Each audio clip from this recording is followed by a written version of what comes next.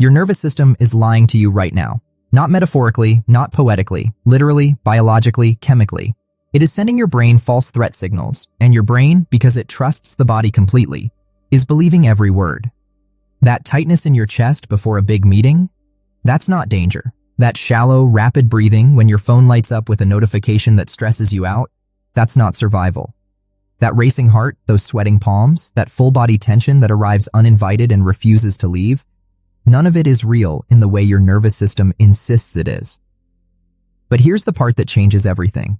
There is a nerve in your body, one specific nerve, that acts as a direct line between your brain and your body's calm state, and it responds to breath.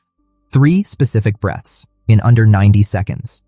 This is not a wellness trend. This is not mindfulness marketing. This is one of the most well-documented mechanisms in autonomic neuroscience, and somehow, the people who need it most, the ones lying awake at 2 a.m., the ones sweating through presentations, the ones who feel like their own nervous system is the enemy, most of them have never heard of it.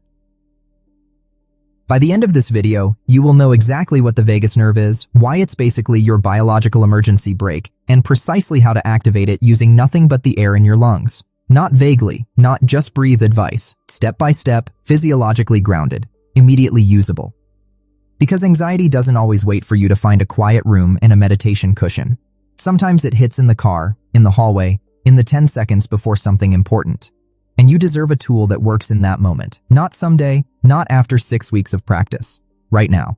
Let's talk about what's actually happening inside you when anxiety strikes. Because understand, the mechanism is what makes the solution feel like power instead of just luck. Most people describe anxiety the same way. That sudden feeling like something terrible is about to happen, even when nothing is. The physical symptoms that seem completely disproportionate to reality. And this is the part that makes it so exhausting, the frustration with yourself for not being able to just calm down. Like if you could just think your way out of it, you would.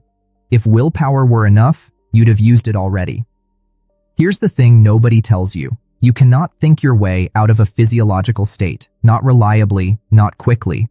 The part of your brain that's generating the anxiety response, the amygdala, the hypothalamus, the limbic system, those structures don't respond to logic. They respond to signals, electrochemical signals. And by the time your prefrontal cortex, the rational, reasoning part of your brain, tries to send a false alarm, stand down message, the stress response is already in full swing. Cortisol is flooding your bloodstream. Adrenaline is sharpening your senses. Your heart rate is elevated. Your digestion has slowed. Your muscles are primed. Your body is ready for a threat that doesn't exist. And telling yourself to just relax during that state is roughly as effective as whispering instructions to a car engine that's already redlining. The engine doesn't hear you. It's running its program. What you need is access to the system that actually controls that program, and that's where the vagus nerve comes in. The word vagus comes from the Latin word for wandering, and when you learn where this nerve travels, you understand why. The vagus nerve originates in the brainstem, specifically in an area called the medulla oblongata, right at the base of your skull. And then it wanders downward through your neck, branching into your heart, your lungs, your diaphragm, your stomach, your intestines, your liver.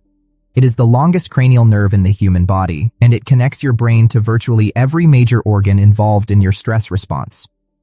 Think of it like this. Imagine your nervous system as a building with 2 main electrical circuits. One circuit, the sympathetic nervous system, is the alarm system. When it activates, the lights flash, the sirens go off, everything goes into emergency mode. The other circuit, the parasympathetic nervous system, is the reset switch. When it activates, the alarm's quiet, the emergency lights dim, the system returns to baseline. The vagus nerve is the main cable running through that reset circuit. It carries 80% of the communication between your brain and your parasympathetic nervous system.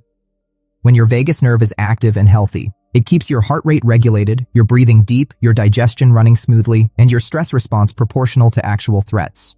When it's underactive, and in chronically stressed people, it often is, your body stays in a low-grade fight-or-flight state almost constantly. Every small stressor lands harder, recovery takes longer, anxiety becomes the default, not the exception. Scientists measure vagal health using a metric called heart rate variability, HRV.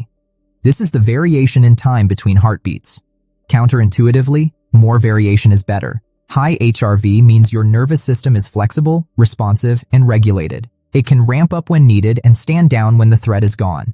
Low HRV is associated with chronic stress, anxiety disorders, cardiovascular risk, and poor emotional resilience. Here's where it gets genuinely remarkable.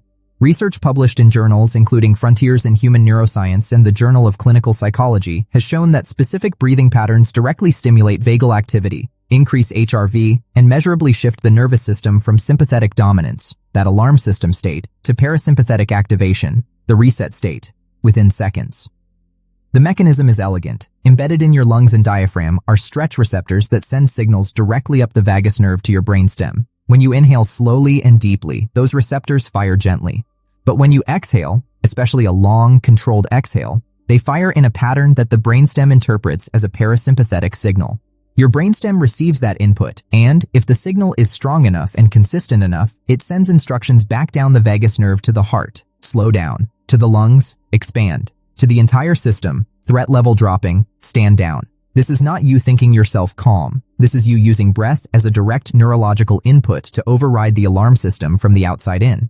The physiological sigh is one specific version of this mechanism that neuroscientists at Stanford, including Dr. Andrew Huberman, have highlighted as particularly powerful. It involves a double inhale through the nose, a full inhale followed immediately by a short, sharp second inhale to fully inflate the alveoli in the lungs, followed by a long, slow exhale through the mouth.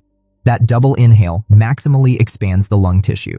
The long exhale then creates an extended parasympathetic signal. In a single breath, you can measurably reduce heart rate and shift your autonomic state. But the 3-breath protocol takes this further, because 3 repetitions allow the vagal signal to compound. The first breath interrupts the physiological momentum of the anxiety response. The second begins actively shifting HRV. The third consolidates the new state. Research suggests that by the end of 3 deliberate vagal breaths, most people experience a measurable drop in subjective anxiety and an objectively measurable change in heart rate variability. 90 seconds or less. No app required, no medication, no quiet room, just the mechanics of your own respiratory system used intentionally. So let's do it. Right now, if you want, you can pause this and try it, or just read through first and then come back. The 3-breath vagal protocol works like this. First, sit or stand with your spine reasonably upright, not rigid, just not collapsed. Slouching restricts the diaphragm, which reduces the depth of the breath and weakens the stretch receptor signal. You don't need perfect posture, you just need enough space for your lungs to fully expand. Breath 1. Inhale through your nose, slow, steady, filling your lungs completely. When you think they're full, take one short, sharp additional sniff through the nose. Just a quick top off. You'll feel your chest and rib cage expand a final increment. Now exhale through your mouth slowly, twice as long as the inhale. If the inhale took 4 seconds, the exhale takes 8. Don't force it out. Let it fall. Feel your shoulders drop. Feel your jaw unclench. The exhale should feel like releasing, not pushing. Breath 2, same structure. Double inhale through the nose, full breath, then a top-off sniff, then a long, slow exhale through the mouth, as if you're fogging up a cool mirror. This time, actively soften your belly on the exhale. Let your abdomen release outward as your diaphragm rises. This deepens the parasympathetic signal. By the end of this second breath, many people notice a slight shift, a warmth in the chest, a loosening of tension in the throat or shoulders, a very subtle drop in urgency. Breath 3. You know the pattern now. Deep double inhale, nose, slow exhale, mouth. This time, close your eyes if you're in a safe place to do so. On the exhale, direct your awareness to your heartbeat. You may notice it feels slightly slower, slightly softer than it did 60 seconds ago. That sensation is not imagination. That is your autonomic nervous system receiving the signal and responding. 3 breaths, 90 seconds. The alarm system is still there. It doesn't disappear. But you've handed the brainstem evidence that the threat has passed, and the brainstem believes the body. A few notes on common mistakes. First, speed. People who are anxious tend to rush their breathing, even when they're trying to slow it. The exhale needs to be genuinely twice the length of the inhale. If you're blowing all the air out in 2 seconds, the vagal signal is too brief to matter. Slow it down more than feels natural. Second, tension. Some people grip their abdomen trying to force a deep breath. Paradoxically, this restricts the diaphragm. The deep breath comes from releasing, not from trying. Third, expectations. Some people feel dramatic relief after 1 round. Others feel a subtle shift, a slight softening of the edge. Both are real. The shift in HRV is happening whether you consciously feel it or not. Consistency builds vagal tone over time, meaning the more you practice this, the more naturally resilient your nervous system becomes between anxious moments, not just during them. If you want to build this into a daily practice, 2 minutes in the morning, 6 rounds of the double inhale-exhale pattern has been shown to meaningfully improve baseline HRV within 2 to 4 weeks. You're not just managing individual anxiety episodes, you're strengthening the biological infrastructure that determines how hard anxiety hits in the first place. Here's what I want to leave you with. You have been walking around with this mechanism your entire life. It was needed, or broken. It was never missing. It was just waiting for you to learn its language.